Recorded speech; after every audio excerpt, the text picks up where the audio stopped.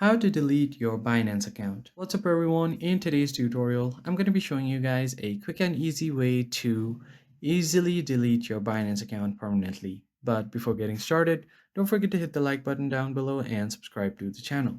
Now let's begin. First thing first, you'll have to open up your Binance application and make sure that you're logged into the account that you want to delete. And from here, what you want to do is head over to the Binance icon on the top left to visit your profile. And once you land on this page, you just want to tap on your profile icon or your profile name. And then from here, just head over to security. Once you land on the security page, you'll have different options like two-factor authentication. If you keep scrolling down, you have devices and then finally manage account. Just tap on this one. And if you want to temporarily disable the account, you just choose the first option. And after doing this, your actions will be restricted, like logging in and trading.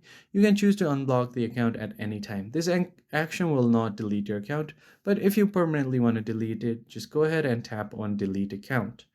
And from here, you can choose your reason that you no longer want to use this account.